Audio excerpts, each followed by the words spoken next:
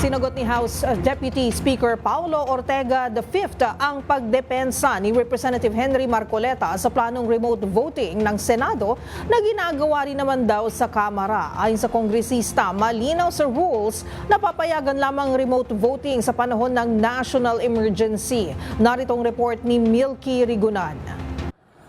May mga pagkakataon ay pinatupad ng Kamara ang remote voting o pagboto online noong panahon na may mga emergency, partikular ang COVID-19 pandemic at malalakas na bagyo. Paliwanag ito ni House Deputy Speaker Paulo Ortega V.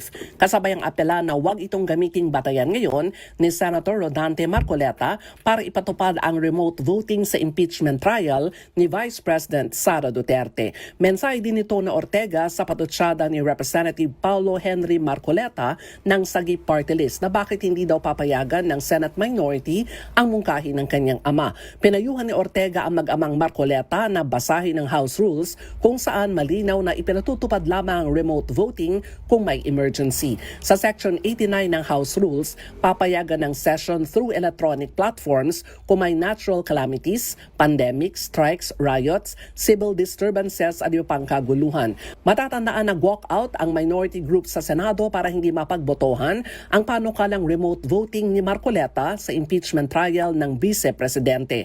Halata na ito'y pagmaniobra dahil posibleng malagasan ng 2 boto ang Senate majority kapag nahuli si Senator Ronald Bato de la Rosa at maaresto at masampahan ng kasong plunder without bail si Senator Jinggoy Estrada. Para sa MBC TV Network News, ako si Milky Rigunan, una sa Pilipinas, una sa Pilipino.